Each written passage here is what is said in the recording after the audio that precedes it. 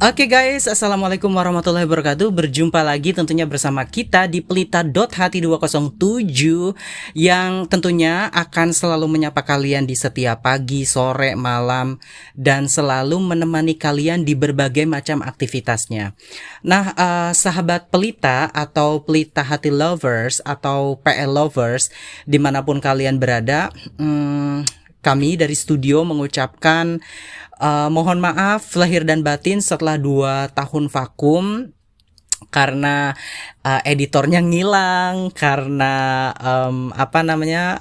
ada beberapa yang tidak bisa dijelaskan dan dikasih tahu begitu ya, karena so much drama yang tentu di sini saya pribadi sudah di studio yang baru dengan mic yang baru. Mohon maaf jika 30 video sebelumnya atau 30 podcast atau audio sebelumnya itu agak sedikit tidak bagus ya untuk didengar, karena memang studio lama dengan aplikasi record yang lama itu memang sangat menyebalkan sekali. Tapi bagi kalian atau bagi teman-teman yang baru bergabung dan baru nemu channel ini, saya ucapkan selamat datang, welcome to our channel, karena Pelita.Hati 207 ini saya tidak bergerak sendiri, saya ada tim, dan terima kasih banyak tim sosial media dan lain sebagainya. Dan bagi yang belum subscribe, ayo subscribe, itu gratis, kalian bisa dapat informasi yang lebih banyak dari channel dan akun ini, seperti permasalahan sosial, beberapa pertanyaan-pertanyaan yang ada di masyarakat yang di kepala mereka itu, kalau gini kok begitu ya, kalau begitu kok begini ya.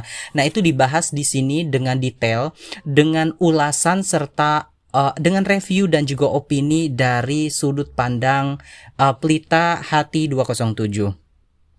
Nah, bagi teman-teman atau sahabat Pelita yang selama ini mungkin merasa bahwa hidupnya lagi tidak baik-baik saja, saya menyarankan untuk terus tetap hidup ya, tetap menyambung nyawa apapun yang terjadi, whatever yang terjadi dalam hidup kalian. Alam semesta itu selalu menyediakan ketidaksempurnaan. Jadi kadang sakit kepala, kadang sakit perut, kadang ada saja beberapa masalahnya. Nah, mengenai masalah-masalah yang hadir, salah satunya adalah dengan beberapa problem atau masalah yang kebanyakan orang itu bertanya di benak mereka ya. Duh, gue ini hidupnya kayaknya bakalan belangsak deh, bakalan tidak baik-baik saja karena gue nggak sekolah, karena ada teman-teman gue yang dia kuliah, dia dia pintar gitu, terus sementara kalau aku nggak pintar, aku nggak kuliah, atau aku nggak melanjutkan studi aku, berarti aku, by the way tadi pakai gue terus sekarang pakai aku ya, agak labil memang ini si pelitanya. Gimana ya, apakah hidup aku masih ada kemungkinan untuk sukses, apakah hidup aku akan baik-baik saja dengan pendidikan aku yang mungkin lulusan SMA aja atau lulusan SMP aja begitu. Nah, pertanyaan ini tuh sangat banyak ya, baik memang terdengar di kuping saya pribadi, bisa dikatakan 1-2 orang ya, tetapi saya memang tidak bisa mengambil 2-3 orang menjadi sampel dari sekian juta manusia, tetapi permasalahan ini kompleks dan pasti ada saja. Ada orang-orang yang minder, ada orang-orang yang dengan latar belakang pendidikan yang di bawah rata-rata, lalu kemudian dia berhadapan dengan orang-orang yang turun dari mobil, pakai baju bagus, ya tentu tampilannya bersahaja begitu ya. Jadi saya kira ini adalah problem yang ada di masyarakat dan bagaimana cara menanggulanginya. Nah, berikut adalah beberapa yang akan saya jelaskan ya teman-teman tentang hal ini. Tapi saya sebelum menjelaskan, ingin bertanya deh kepada Pelita Lovers yang ada di sini. Kalian itu lulusan SMA, lulusan SMP, atau kalian baru keluar dari S1 mungkin, atau kalian bergelar doktor mungkin. Kalau kalian itu lulusan SMP, lulusan SMA, kalian bisa komen di bawah. Kalian juga bisa bercerita nih biar seru-seruan. Dan kalian bisa membuat opini kalian ya. Kak Pelita, aku lulus SMP dan jualan seblak dan kondisi ekonomiku baik-baik aja sih, nggak ada hal yang harus dikeluhkan gitu. Kak Pelita, aku S1 tapi sampai sekarang belum dapat kerjaan juga, gimana dong? Dan apakah gelarku ini kepake atau tidak gitu. Jadi kalian bisa berkomentar serta bisa bercerita di kolom komentar tentang keluh kesah kalian mengenai apakah kalian itu hidupnya baik-baik saja atau justru malah banyak drama dengan kalian tidak melanjutkan studi sekolah. Karena penting banget teman-teman. Hal yang semacam ini penting banget untuk dibahas dan diceritakan, sebab banyak dari pelita lovers di luar sana mungkin masih kepikiran bahwa standarisasi kehidupan bersahaja itu adalah berpendidikan tinggi. Jadi ingat ya, saya tidak mendorong untuk bodoh. Oh tidak, belajar bisa dimanapun dan kapanpun. Nah, ini adalah beberapa yang akan saya jelaskan ya teman-teman. Yang pertama adalah kepercayaan diri itu tidak bergantung kepada latar belakang kita. Bahwa kemudian latar belakang kita itu menambah power kepercayaan diri kita, iya. Contoh, ada seorang anak yang dia kebetulan orang tua, bapaknya dokter, ibunya bidan misal. Tentu dia bisa percaya diri sekali ya untuk bisa duduk bersama yang matanya sipit, yang baju bagus di SCBD misal. Tentu dia sangat percaya diri sekali untuk kalau ngobrol misal ya tentang orang tua dan lain sebagainya, karena orang tuanya memiliki status sosial yang cukup lumayan di masyarakat. Tetapi kepercayaan diri itu muncul dari mental. Jadi ada sebagian teman saya ketika saya sekolah, by the way saya dengan teman saya itu berangkat dari desa yang amat sangat miskin dan tertinggal.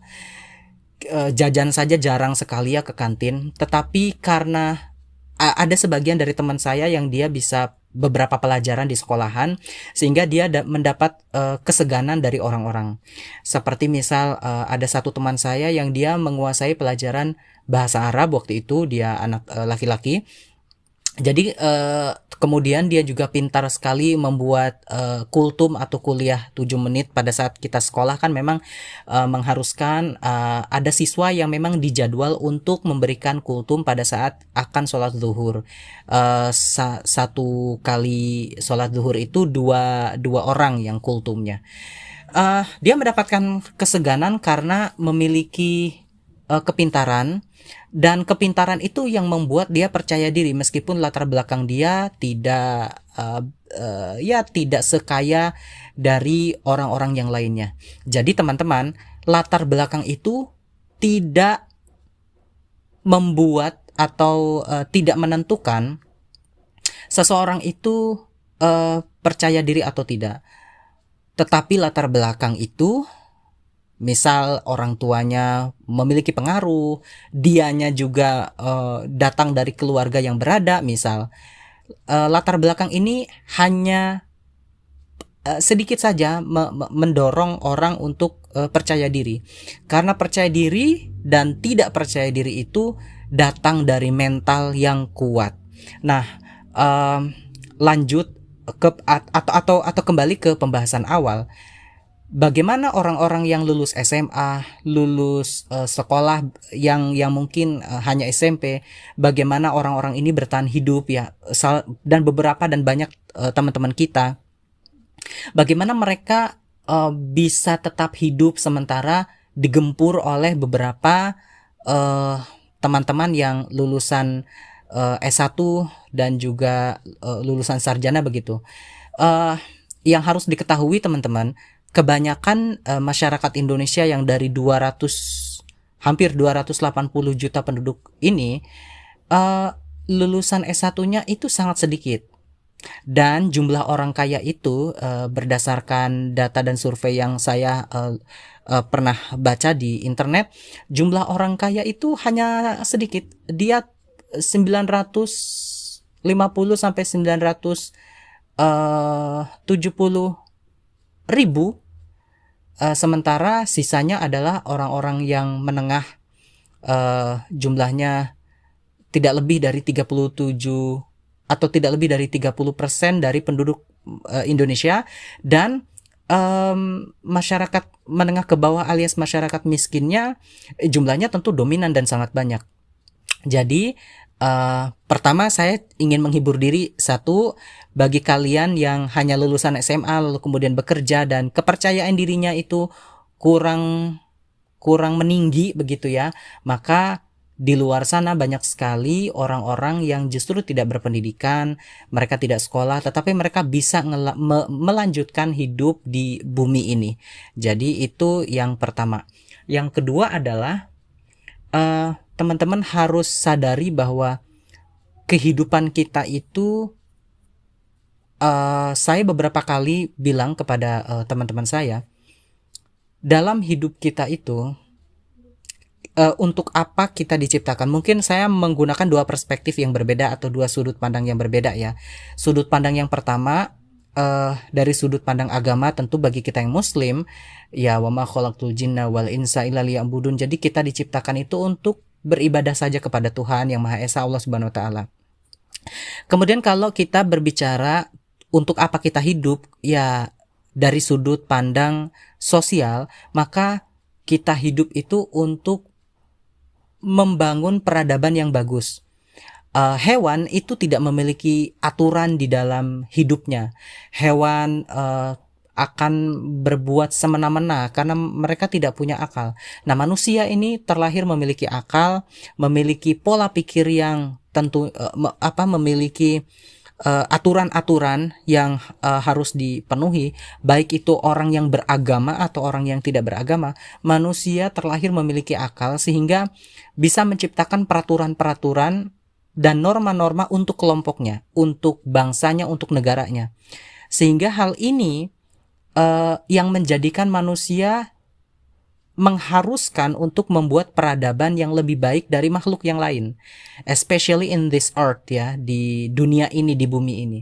Jadi kalau kita mengacu kepada tujuan dari manusia itu sendiri yang tadi secara sosial, maka tidak perlu latar belakang pendidikan yang tinggi, asal kamu memiliki pertama kebijaksanaan, kemudian budi pekerti yang baik, profesional di dalam pekerjaan. Dan pekerjaan itu banyak ya, ada menjadi helper di restoran, lalu kemudian ada juga menjadi pegawai di salah satu perusahaan retail misal, atau bekerja di tempat ibu-ibu yang jualan pecel lele atau di jualan nasi goreng.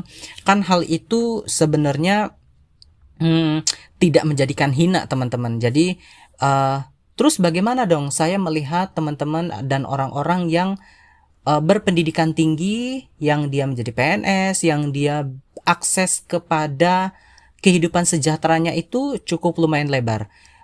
Saya ingin mengatakan begini teman-teman, kita terlahir itu membawa embel-embel ya.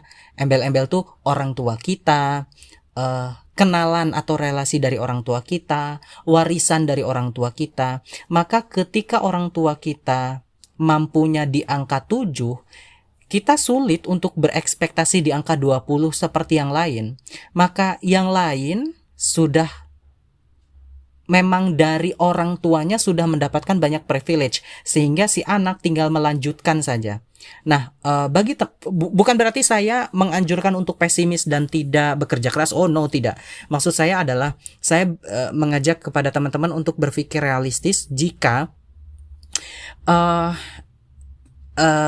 latar belakang orang tua dari kita semua itu serba terbatas, akses dari beberapa jalur untuk menempuh kehidupan yang lebih baik beberapanya terbatas, maka ya kita harus bisa lebih ekstra lagi untuk bisa mencapai. Akan tetapi jika ternyata sulit, ya gunakan apa yang ada. Jadi saya tidak setuju sekali dengan beberapa motivator-motivator yang bilang, ayo, kalau gagal bangkit, kalau gagal, em, apa, bangkit lagi, modal 20 juta ternyata hilang, lenyap, pinjam lagi ke bank, ayo semangat, kamu pasti bisa. Saya kira kalau orangnya serba pas-pasan, sangat berhati-hati ya untuk mengambil resiko-resiko ke ke ke over optimisan begitu ya. Karena realistis itu sangat diperlukan untuk menjaga mental yang bagus dan untuk menjaga stabilitas dari kejiwaan orang tersebut, karena psikologi seseorang itu berbeda-beda, teman-teman. Nah, kembali kepada yang tadi, ketika latar belakang pendidikan, latar belakang ekonomi dari keluarga kita memang serba pas-pasan, tidak mencukupi, maka gunakan apa yang ada untuk bertahan hidup. Lebih baik dan syukur-syukur jika apa yang ada itu bisa menjadi modal untuk pijakan kepada yang lebih baik lagi di masa yang akan datang. Dan seseorang itu jika berasal dari latar belakang yang tidak mampu sekalipun, ketika dia memiliki daya juang yang tinggi, maka dia tetap akan berubah ke arah yang lebih baik. Tetapi berubah ke arah yang lebih baiknya ini pun tidak dari satu langsung ke 26, tapi dari satu kemungkinan bisa ke 10 atau ke 11. Anaknya Bill Gates misal, anaknya Jack Ma, ya tentu sulit untuk kita mengatakan, ini mah pasti nganggur, ini mah pasti gak akan bisa apa-apa, karena aset dari orang tuanya sangat banyak. Atau anak artis itu sulit untuk tidak terkenal, Rafathar, Rayanza, atau Gempi, atau Rizky Febian.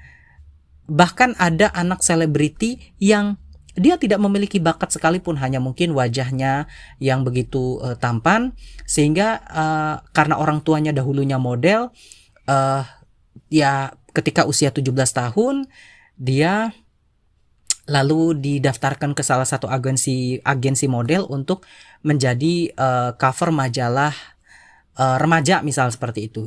Kan itu tidak bisa dihilangkan hal seperti itu. Itu privilege yang memang orang itu sudah dapatkan.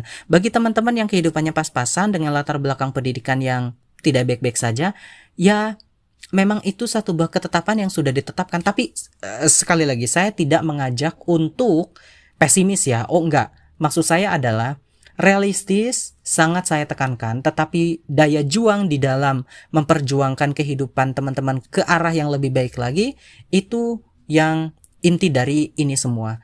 Tapi jangan lupa bahwa tetap menerima apa yang pemberian dari Tuhan Yang Maha Esa, bahwa kehidupan kita sebetulnya baik-baik saja ketika kita merasa diri kita bersyukur dan juga baik-baik saja.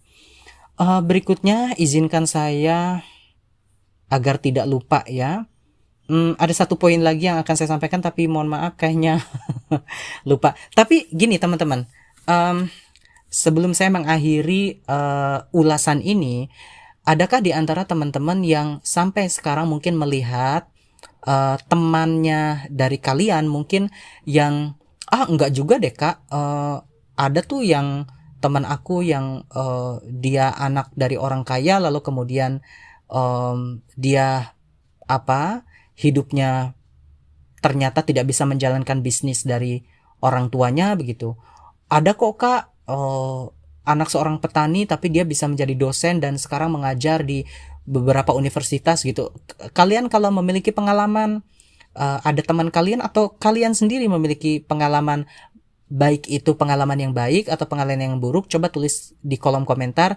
Bahkan kalian boleh kok bertanya. Nah, satu hal yang terakhir tadi yang ingin saya sampaikan, yang saya ingat sekarang ini adalah, kalian di era digitalisasi yang sekarang ini sudah banyak sekali, kalian itu bisa kok, maksudnya sudah terbuka lebar ya. Ada Facebook, YouTube, Twitter, lalu kemudian ada Facebook, Twitter, ya kemudian ada YouTube ya, Instagram, Reels, TikTok. Kalian itu bisa belajar dimanapun kalian berada dengan menggunakan sosial media yang sangat banyak ini. Jadi ketika kalian ingin mengetahui ketika kalian ingin mengetahui sesuatu, kalian bisa search di Google, mencari di internet dan lain sebagainya. Karena ilmu pengetahuan sekarang terbukanya sangat luar biasa sekali. Kalian bisa belajar otodidak, bahkan ada seseorang yang bisa belajar programming hanya berdasarkan dari tutorial YouTube. Selain tekadnya dia ingin bisa, dia juga memperdalami dunia teknologi tentang komputer itu juga dengan semangat begitu ya. Jadi jangan pernah minder karena kalian mungkin latar belakang pendidikannya tidak setinggi dari teman-teman kalian atau orang seperti di luar sana. Ingat, ilmu pengetahuan umum sekarang ini gampang diakses, dan itu psikolog, psikiater, dokter, motivator, kemudian ahli gadget, itu sekarang banyak sekali punya podcast, dan ilmu yang mereka dapatkan adalah dari universitas-universitas terbaik. Sehingga saya kira kita juga mendapatkan informasi yang bagus berupa ilmu pengetahuan dari mereka-mereka yang membuat blog, membuat vlog, membuat tulisan, membuat podcast, dan membuat beberapa ulasan begitu ya di YouTube ataupun di beberapa sosial media yang lainnya. Nah, kalian juga jangan lupa pesanan saya tadi, kalian bisa tulis di kolom komentar pengalaman kalian juga apa. Dan bagi yang belum subscribe, belum berlangganan, kalian juga bisa subscribe di channel Pelita.hati207, dan kalian juga bisa mengikuti kita di berbagai macam sosial media, ada di X, ada di Facebook, Instagram, dan tentu di YouTube ya. Ada satu lagi di mana? Oh, di TikTok tentunya.